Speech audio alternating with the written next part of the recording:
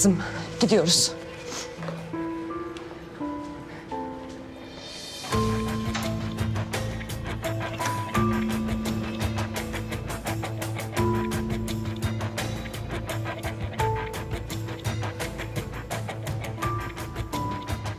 Hülya Hanım.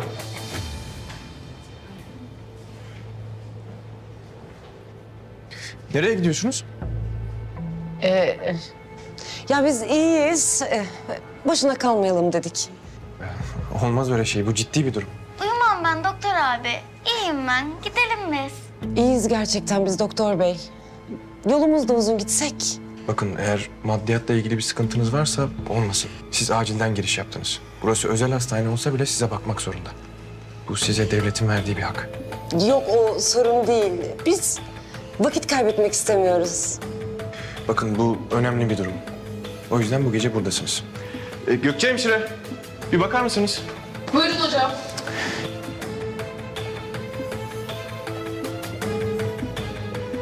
Bu gece bizimlesin, tamam mı?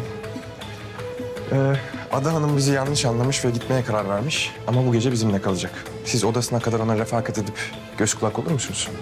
Elbette hocam. Hadi gidelim. Beyler, sizin gözünüz de üzerlerinde olsun. Bizim iznimiz olmadan hastaneden çıkmayacaklar, tamam mı? Tamam hocam. Tamam. Nedense buraya bir gelen hemen gitmek istiyor. Hocam bir şey mi istediniz? Yok, hayır. İstemedim. Ha, ne isterseniz hazırız yani. Tamam, sağ ol. Kolay gelsin. Eyvallah.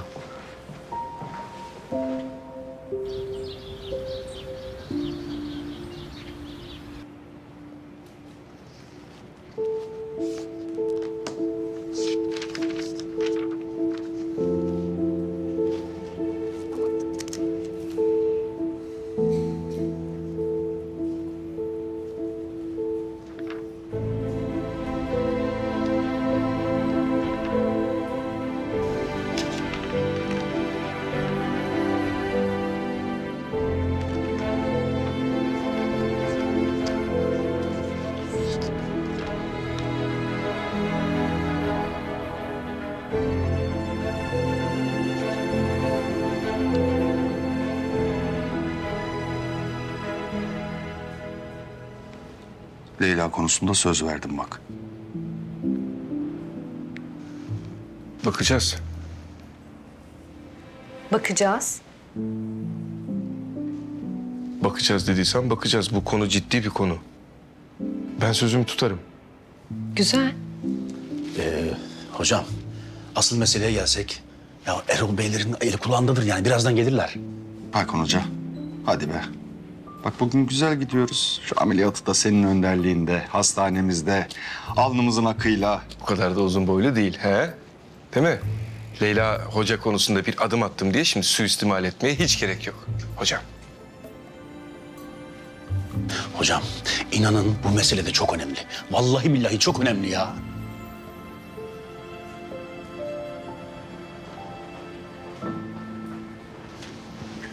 Ne yapıyorsun sen burada? İçeride hepsi. Benim olayda konuşuluyor. Yani Hakan Hoca söz verdi gerçi artık. Yollamaz diye düşünüyorum ama bakalım ne karar verecek. İyi. Hepsiyle tek seferde konuşmuş olurum. Ay ne yapıyorsun ya? Önemli mevzu var diyorum. Tamam, bu da önemli. İstifa mektubu. Saçmalama, adamı tam yumuşamışken yine delirteceksin. Sonra yine kabak benim başıma patlayacak. Elif zaten beni sevmiyor. O yüzden hoşuna bile gider bu. Saçmalama, ver şunu bana. Ne istiyorsun? Nereden çıktı? Hayır, ne yapıyorsun? Hayır, vermeyeceğim. Saçmalıyorsun. Senin için de daha iyi değil mi? Rahat edersin işte. Kurtuluyorsun benden. Nereden çıkardım bunu? Ben niye senden kurtulmak isteyeyim ki? Yani bizim aramızda... Aramızda? Yani bizim aramızda alıp veremediğimiz ne var ki? Yani sonuçta ikimiz de sadece işimizi yapıyoruz değil mi? Yani gitmek istiyorsan gidersin. Benim için bir şey değişmez. Değişmez tabii. Sen de rahat edersin işte ben gidince. Gerçi bu Hakan delisi varken nasıl rahat edeceksin, değil mi? Herifin tek derdi etrafındakilerle savaşıp yıldırmak. O yüzden ben bu deliden ne kadar uzak olursam o kadar iyi. Tamam. Tamam git yani sonuçta gitmek istiyorsan gidersin. Kimse tutamaz. Sana şimdiden uğurlar olsun. Ama ben böyle öfkeyle kalkıp zararla oturan çok arkadaş gördüm. O yüzden insaniyet namına şey yapmıştım yani. Yoksa kendi kararın, gidebilirsin. Çok teşekkür ederim tavsiyen için. Ama ben tavsiye istediğimi hatırlamıyorum. Tamam mı? Bitti mi söyleyeceklerin? Tamam git. Ver istifa mektubunu. Hadi. Hayırlı olsun şimdiden. Vallahi geldim. Ömer Hoca sen miydin? İstifa mektubumu vermeye geldim.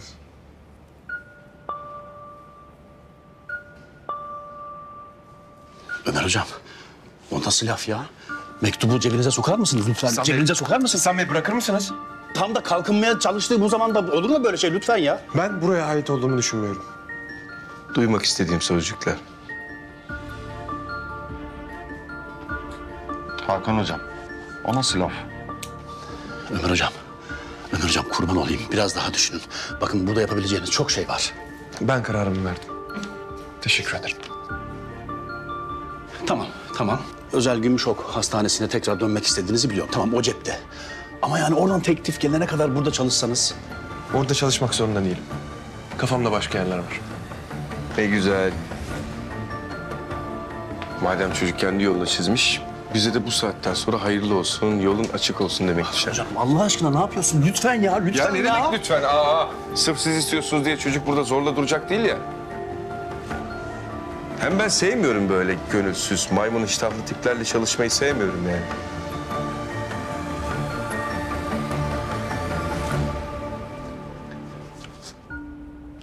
Hakan Hoca anlıyorum. Sen çok iyi bir doktorsun. Ama bu sana insanlarla böyle konuşma hakkı vermez. Şunda haklısınız. Ben korkak ve saf bir insanım. Okulla çok çalıştım, çok uğraştım. Özel Gümüşok Hastanesi gibi bir hastaneyi arkama almayı çok önemsedim. Ve yapmam dediğim bazı şeyler yaptım. Bunların hiçbiriyle gurur duymuyorum. Sonuçta ben de insanım. Ama sizin gibi dinozorlar bizi böyle yaşamaya mecbur bıraktılar. Deme delirtme adamı ya. Hepimizin daha iyi bir yaşam hayali var. Hepimiz daha iyi bir yaşam hayal ediyoruz. Ama bu dünyayı arkasında birileri olmadan yaşanmaz kılanlar sizlersiniz. Ve sonra da bizi korkaklıkla suçladınız. Ömer Hoca, sakin ve düşünerek konuşursak... Hayır Mina Hanım, hayır. Ben dediklerimde haklıyım. Siz kötü yaşamın ne demek olduğunu bilmiyorsunuz. O yüzden hiçbiriniz bana doğru yaşamın ne demek olduğunu öğretmeye kalkmayın.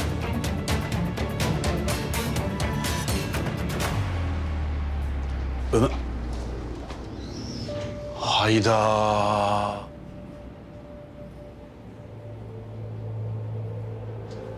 Bu ne böyle ya? Erol Bey geliyor. Bu ne böyle? Kapının önünde bir sürü insan. Şuraya bak. Burası kantine dönmüş. Hoş geldiniz Erol Beyciğim, hoş geldiniz. Biz de arkadaşlarımızla günlük rutin Başhekim işleri... odası böyle mi olur? Sonra müdür deyince bozuluyorsunuz. Estağfurullah, bozulmak değil de... Neyse tamam hadi. Vakit kaybetmeyelim de konuşalım. Ya sen bu heriften neden bu kadar korkuyorsun? Yavaş. Korktuğum için mi böyle davrandığımı düşünüyorsun? Başka neden olabilir? Bu hastaneden hoşlanacak değilsin. Bu herifin olduğu yeri kim sever ki zaten? İşini seven her sağlık çalışanı. Mina Hanım ben işimi çok seviyorum ama burada değil. Bak ben kendime iş bulacağım. İstersen sana da bakayım. Gerçekten durma burada. Yok ben burada iyiyim. Tamam. Yardım istersen ara beni. Tamam mı? Olursun tabii ama ben senin hayal ettiğin gibi bir doktorluk hayal etmiyorum ki. Nasıl bir doktorluk hayal ediyormuşum ben? Bir söylesene bana. Hastalardan çok kodamanların sözünün geçtiği bir doktorluk. Niye gülüyorsun? Az önce şikayet ettiğin yere gidiyorsun koşarak. Dinozorların hizmetine gireceksin. Çünkü o kadar sabırsızsın ki o şöhretli doktor unvanına bir an önce ulaşmak istiyorsun. Yalan mı? Yalan. Bu Hakan Hoca senin beynini nasıl yıkamış? İnanılır gibi değil gerçekten. İnanamıyorum sana. Sana inanamıyorum. Hakan Hoca, planını programını yaptın mı? Yaptım. İşte bu. Akıllı insanları severim. Hadi anlat bakalım nereden başlıyoruz? Şöyle başlıyoruz Erol Bey. Benim sizden çok isteğim olacak. Ve bunlar bir hayli ciddi istekler. Yani Size yapacak olduğumuz ameliyatın maddi karşılığını kat be kat aşan istekler. Çünkü Erol Bey, ben ucuz bir doktor değilim. Hazır zengin bir hasta gelince bir vurayım diyorsun herhalde, ha?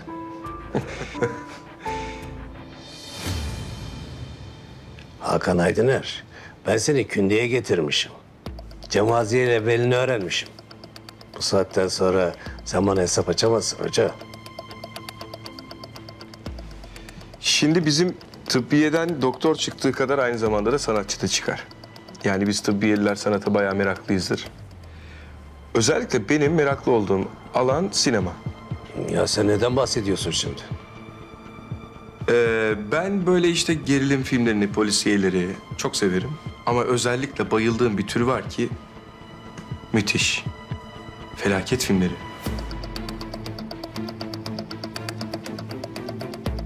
Daha bugün elime yepyeni bir film geçti.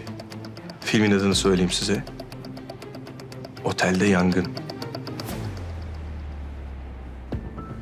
Otel sahibinin cebinden arttırıp da yaptırmadığı ocakta başlıyor yangın.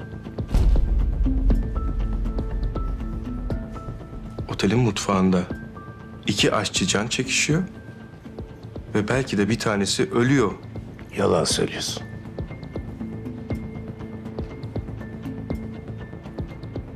Yok elinde bir şey. Blöf yapıyorsun. Ben filmi izledim. Müthiş bir film. Dilerseniz bunu alabilirsiniz. Çünkü bende zaten bir kopyası var.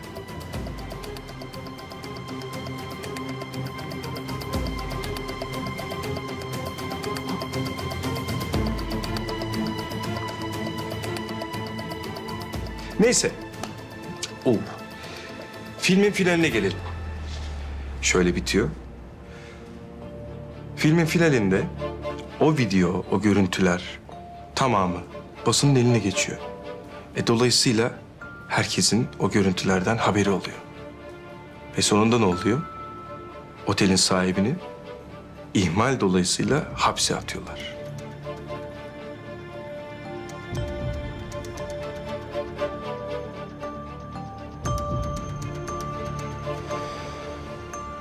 Bir. 1-1 mi? Cık. 2-1. Ben öndeyim. Erol Bey, istediklerimi alırım. Tamam?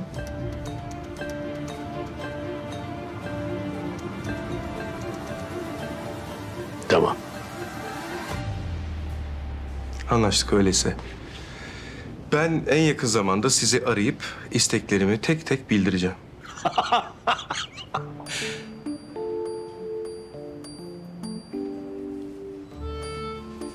Erol Beyciğim, ne ikram edeyim size? Soğuk su, çay, kahve, limonata. Kim bu? Müdür o efendim. Ben başhekimim. Çaycı. Aç şu kapıyı. Çaycı. Peki efendim, buyurun. İhsan Bozkır bu arada ben. Buyurun, buyurun efendim.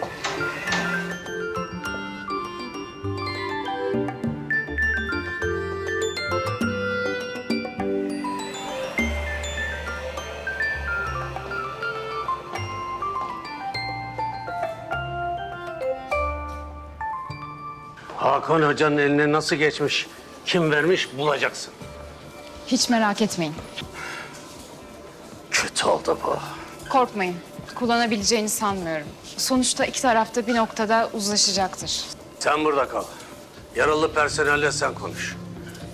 Şirketin CFO'su olarak daha etkili olur. Herkesin gönlünü hoş tutun. Maddi manevi tüm desteği verin. Ortada bu görüntüler varken kimseden bir şikayet falan istemiyorum.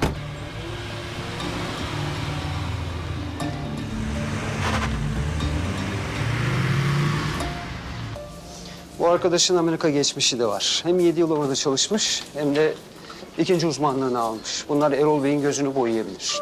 Bu olur. Bunu eminim Erol Bey de biliyordur. Bence ameliyat gerçekleşecekse ilk aday bu olmalı. Güzel. Bunun gibi 4-5 tane daha bulalım. Hem ilgilendiğimizi anlasın hem de biraz meşgul olsun. Buldum zaten hocam. Şimdi onları da göstereceğim. Pardon hocam. Hemen kapıyorum. Ha hocam, bunu açmak zorundayım. Adamımızdan önemli olabilir. Efendim? Söyle. Sağ ol. Yok yok, iyi yaptın. Tamam.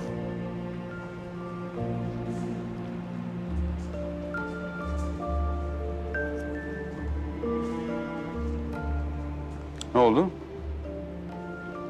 Erol Bey, Uluçpınar'a gitmiş. Şu an oradaymış. Onun hastanesi? Hocam, dün de oradaymış. Ameliyat olacak. Valla benim de ilk aklıma o geldi. Son derece önemli bir ameliyat olacağım. Tüm imkanlara sahibim ve gideceğim. Yokluğun ortasındaki Uluçpınar'da mı ameliyat olacağım? Haklısınız. Ama üst üste 2 kez gitmesi. Satacaktır. Ya da ne bileyim başka bir şey dönüştürecektir. Uzun zamandır yatırım yapmadığımız bir hastane. Ne olabilir ki? Hadi işimize bakalım.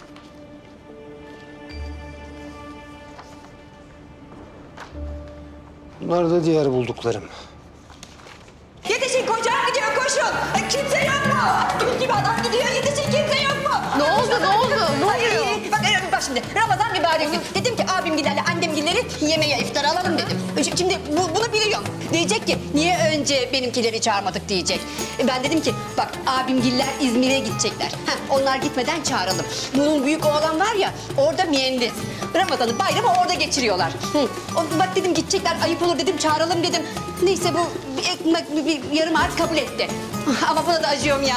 Çünkü var ya kayınvalidem bir duyarsa diyecek ki niye önce dünürleri çağırırız diye bık adamın beynini yiyecek. Şimdi yapacak bir şey var mı? Yok değil mi? Yok yapacak bir şey yok. Bu Ramazan'da böyle oluversin değil mi yani? Şimdi ben lafı fazla uzatmayayım. Neyse bir tane tavuk keselim dedim. Ayıptır söylemesi. 30 tane gezen tavuğumuz var. Onun bir tanesinin kilosu nereden Hanımefendi. Ne anlatıyorsunuz? Sordunuz ya ne oldu diye ben onu şey yapıyorum. Kısaca eşinize ne oldu onu anlatır mısınız? Neyse siz susun.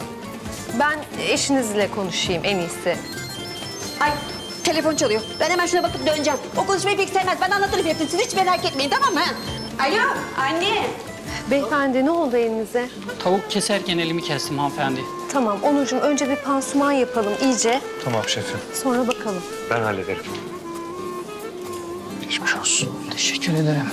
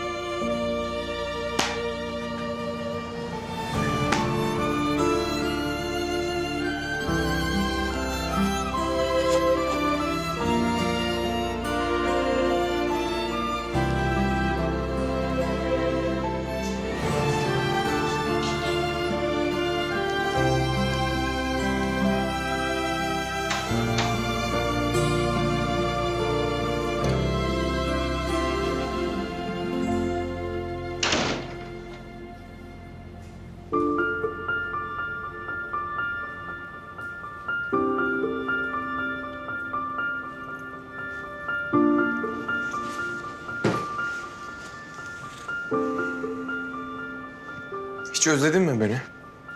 Hiç aklına geldin mi?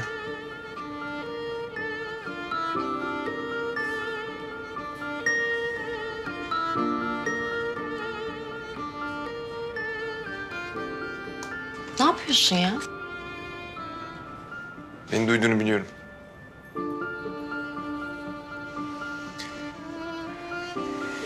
yine de söyleyeyim. Hiç özledin mi beni? Bu 5 yıl boyunca hiç aklına geldi mi?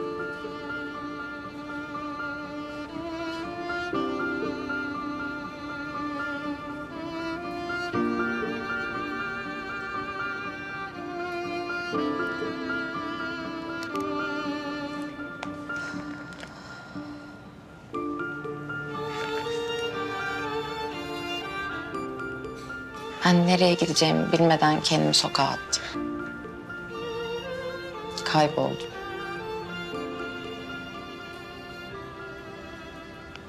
Kazada bileğimi çok kötü yaralamışım.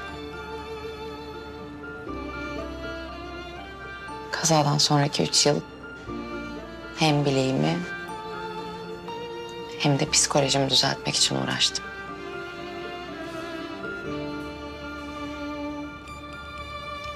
Yani tam olarak olmasa da iyiyim artık. İyileştim. Acil tıp sertifikamı aldım. Kalp damar cerrahi sertifikamı almak için okuyorum da. Pilates yaptım, yazarlık kursuna gittim. Beni düşünmeye hiç vaktin olmadı yani.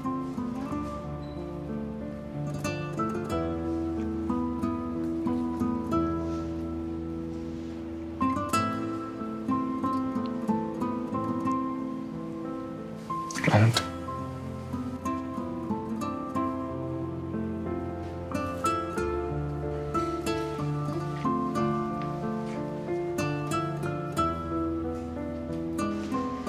Ben de özledim.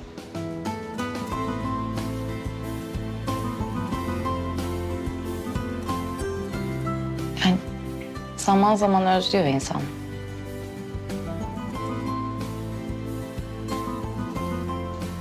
İlgileneceği başka bir şey yoksa, çalışmıyorsa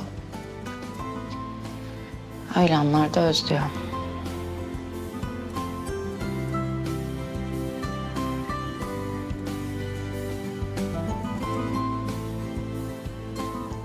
Özlememek için her şeyi yaptım.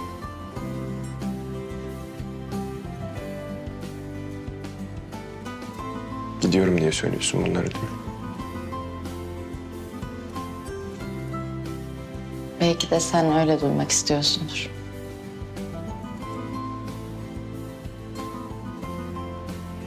Çünkü olmuyoruz biz.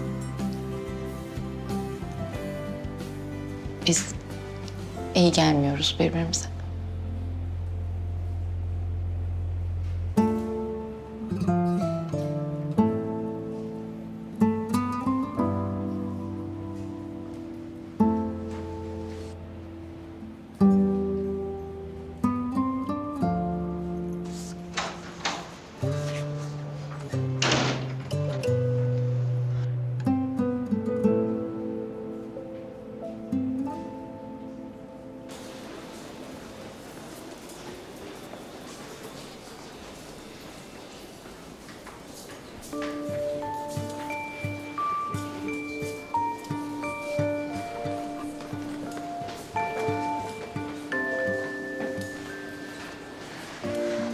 Ömer Hoca.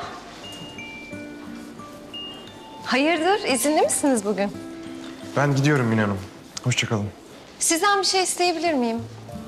Buyurun. Yukarıda bir hastamız var da eline dikiş atılması gerekiyor. Siz bakar mısınız çıkmadan? Tabii, tabii.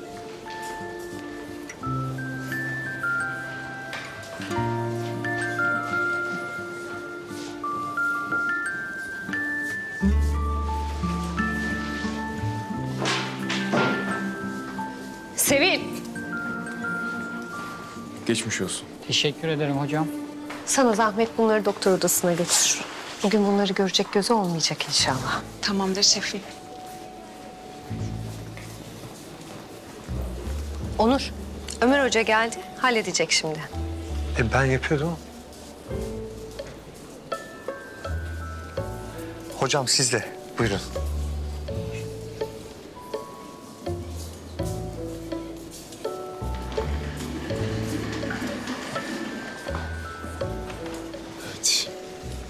Nasıl oldu kaza? Tavuk keserken elimi kestim.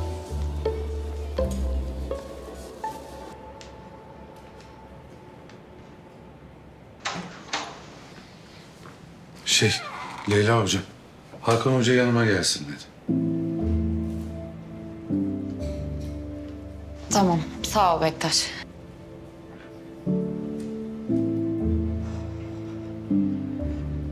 Hocam.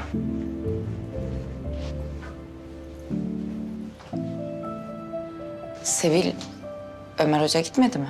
Zor gider hocam, o acilde.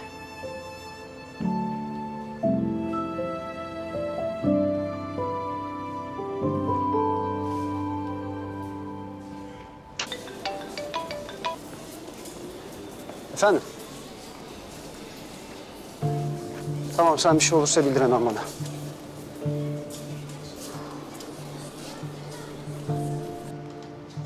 Tansiyon Hoca odasında mı? Hı hı.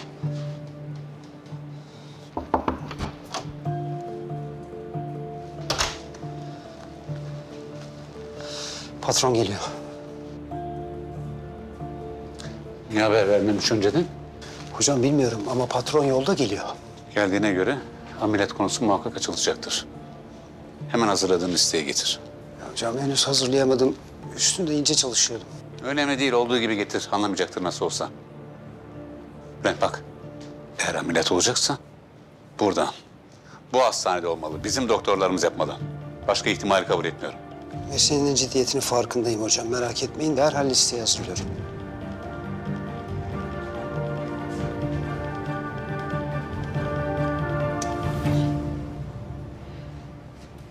Hocam benimle ilgili ne düşündüyseniz ben kabulüm. Ya bu hastaneden gitmek dışında ne derseniz yapacağım. Yaklaş biraz. Anlamadım. Yaklaş biraz. Eline bakacağım. Elini uzat.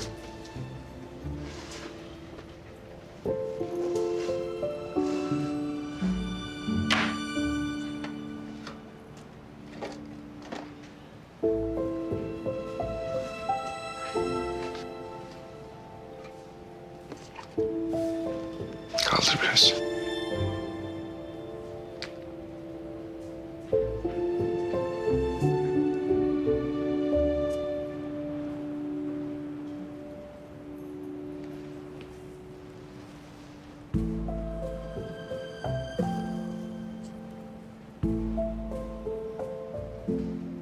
Acıyor mu? Yok yok hocam, gayet iyiyim.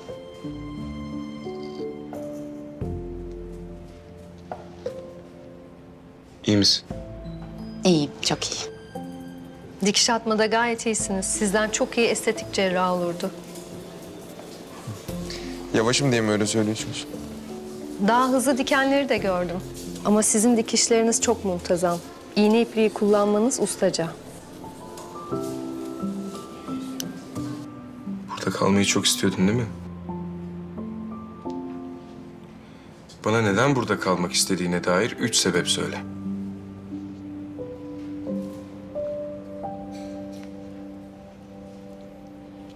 Öğrenmek istiyorum. Sizden öğrenmek istiyorum.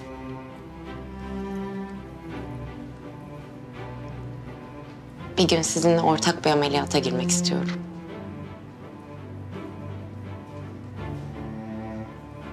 Benim hayalim de bu.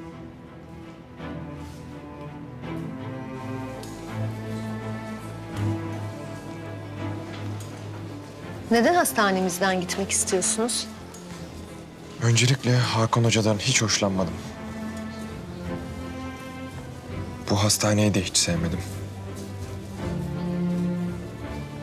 Kendime burada bir gelecek görmüyorum.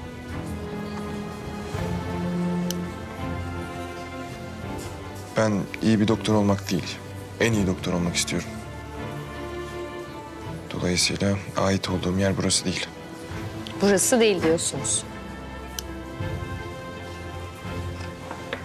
Peki bir şey sormak istiyorum. Çok merak ettim. Sizce Hakan Hoca iyi bir doktor mu?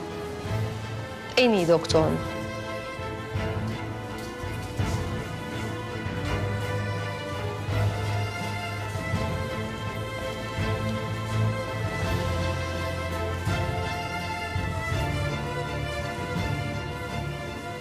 Basit bir soru. Hakan Hoca iyi bir doktor mu? En iyi doktor mu?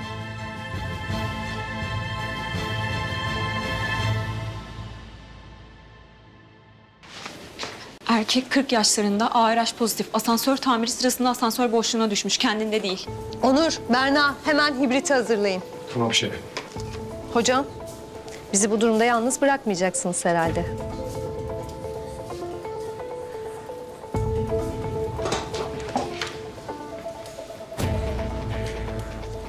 Nedir emriniz? Defibrilatörü hazırlayın. 3 ünite kan ve ultrason istiyorum.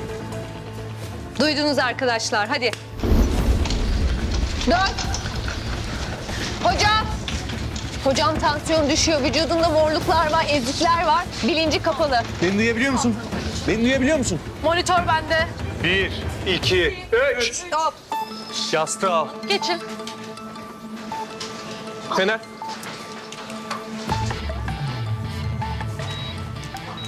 Tansiyon düşüyor. Görünürde kanama yok ama yoğun iç kanama olabilir. Acilen sakşını hazırlayın. Arkadaşlar çevirmeme yardım edin. Geldim hocam. 1, 2, 3. Hocam delik var burada. Kanama başladı. Hemen sponge getirin çabuk. Yine hemşire beni hemen getirin. Yakala.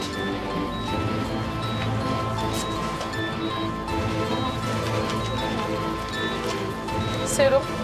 Hazırsınız hocam. Eldiven tuttum.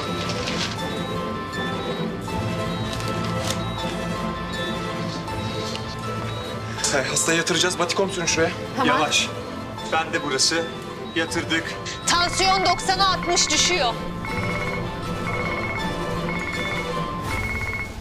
Hocam hava basıncı yükseliyor. Ağır zedelenmiş olabilir. Daha fazla zaman kaybedersek karnı kanla dolacak. Zedelenmiş damarı bulmam lazım. Neşter.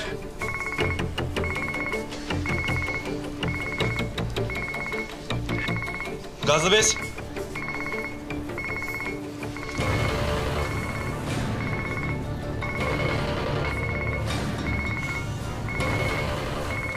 Hocam ne yapıyorsunuz? Aorta gitmeye çalışıyorum. Kanamayı acil durdurmam lazım.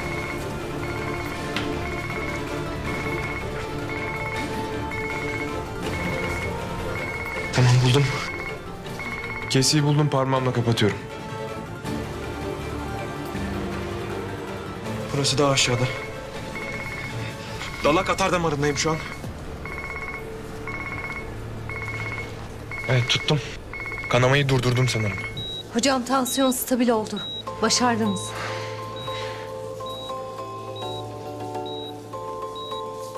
Hastayı acilen ameliyathaneye almamız lazım. Kalbi tutuyorum şu an. Elimle. Ameliyathaneye gidiyoruz. Tut elimi.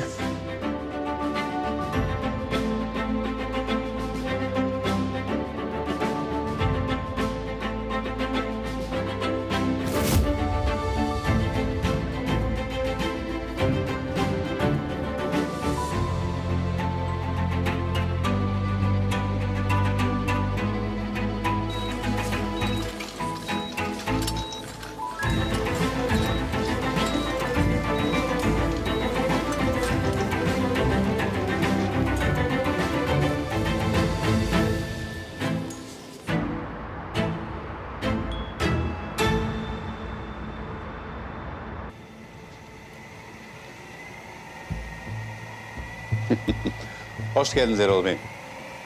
Hoş bulduk. Şeref verdiniz. Buyurun. Hoş geldiniz. Arzu Hanım.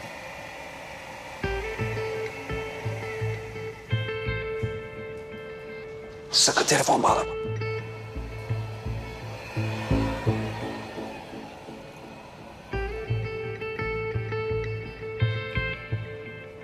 Tekrar hoş geldiniz. Hoş bulduk. Hazır buraya gelmişken size özet bir bilgi geçmek isterim. Tabii. Buyurun, buyurun. Henüz yılın ortasında hedeflediğimiz karın %70'ini yakalamış bulunmaktayız. Yani demek oluyor ki yıl sonuna kadar hedefimizi tutturacağız, hatta geçeceğiz. Çok güzel Yalçın Hoca. Seni hem bu hastanenin hem de tıbbi direktörler kurulunun başına getirmek verdiğim en doğru kararlardan biriydi. Teşekkür ederim.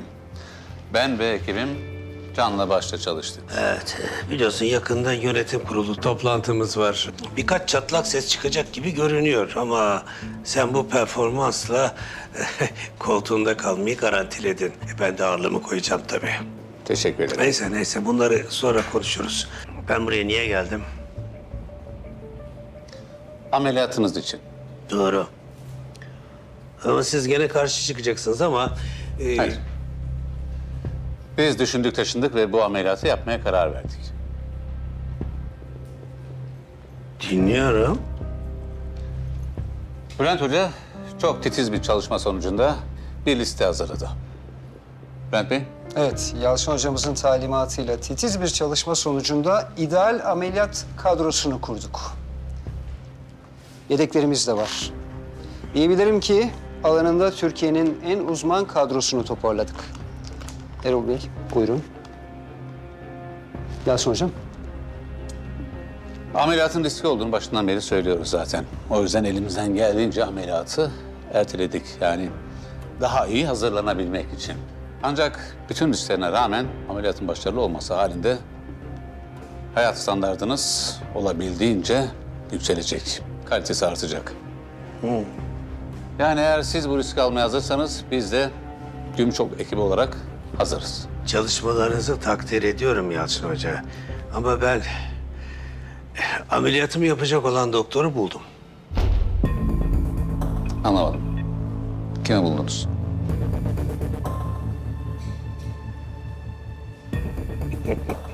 Vallahi tuhaf bir tesadüf eseri. Gökte ararken yerde buldum diyelim. Sır değilse kim olduğunu öğrenebilir miyim?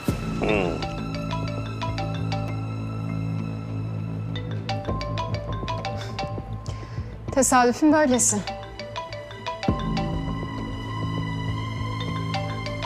Ha bak iyi insan lafın üstüne gelirmiş derler. Hep o hesap işte. O arıyor. Efendim? Ameliyatını Uluç nerede yapacağım? İtirazın var mı? Yani ben senin işine karışacak değilim. Sen nerede istersen orada. Sana söylemiştim. Ben biraz pahalı bir adamım. Senden çok şey isteyeceğim demiştim. Bir tabii senin adamlarından güzel bir dayak yedikten sonra sana güzel bir liste hazırladım. Şimdi sana bir ekipman listesi okuyacağım. Sen de o ekipman listesindeki bütün ekipmanları bana eksiksiz olarak alacaksın. 1. Ultrason cihazı. Tamam doktor. Sen yeter ki ameliyatımı yap. Daha bitmedi. Yeni model bir anestezi makinesi, kalp akciğer makinesi ve bir de kalp nakli için immünsüpresif tedavi gerekecek. Yani? Yani bana yepyeni bir steril oda yapacaksın. Tamam, bu kadar mı? Ya bu kadar mı diyorsun ama bu saydığım ekipmanlar bayağı pahalı ha. Sonra vay hocam söylemedin olmasın. Para mühim değil, sen işin o kısmını düşünme. Ama sen ameliyatımda elinden geleni yapacak mısın onu söyle. Tabii ki yapacağım. Her zamanki gibi. Bu istediğin şeylerin bir listesini yap. Hepsini alacağım, ne istiyorsan. Peki sana ne kadar ödeyeceğiz? Benim maaşım belli. Ben her zamanki gibi işimi yapacağım. Neyse, bu sana saydığım bütün ekipmanlar bana eksiksiz olarak geldiği an ameliyat zamanını belirleriz. Haydi. Liste gelince hemen ilgilenelim. Tabii Erol Bey. Liste gelir gelmez satın alma işlemlerini başlatıyorum. Erol Bey ben anlamadım. Ameliyatı burada olmayacak mısınız? Burada her şey faal durumda. Ameliyatımı yapacak olan doktor Ulu Çınar'a malzeme istedi. Ulu Çınar mı? Biz size bulunabilecek en iyi doktorları bulduk. Siz adını sanını bilmediğimiz bir doktorla mı anlaşma yapacaksınız? Üstelik ameliyatı Ulu Çınar'da olacaksınız. Neden? Bir kusurumuz mu oldu? Yok, bir kusur falan yok Yalçın Hoca. Ben senden de, ekibinden de son derece memnunum. Bu hastaneyi senden başka kimse çekip çeviremez zaten. Ama ameliyat konusunda güvenmiyorsunuz. Güven meselesi demeyelim de bir prensip meselesi diyelim. Arzu, şu görüntüleri versene. Hakan Hoca'yı göstermek istiyorum. Tabii, tabletimde olacaktı.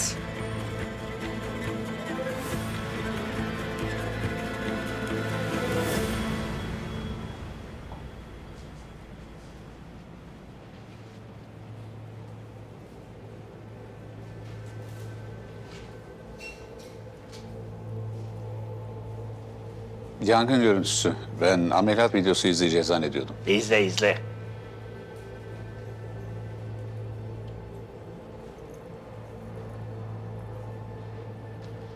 Sizin otelin restoranı galiba.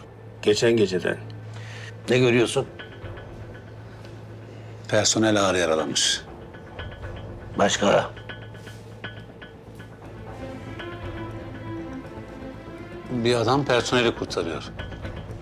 İnsanları kurtarmak için ateşin ortasına atlıyor. İşte bu o. Kim? Ameliyatımı yapacak olan doktor işte bu. Anlamadım. Yani kahramanlık yaptığı için mi ameliyatınızı ona yaptırıyorsunuz? Yakından bak bakalım, tanıyacak mısın?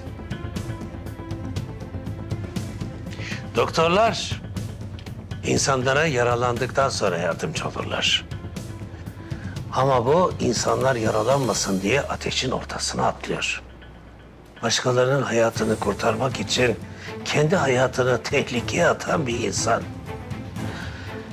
O zaman da böylesini bulmak zor. Hele de böyle bir doktoru.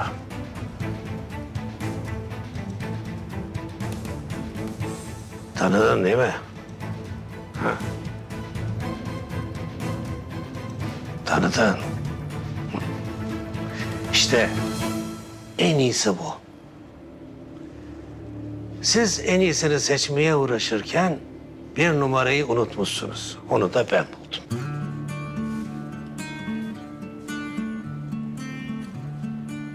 Ona dokunmayacaksınız. Onun kimliği gizli kalacak.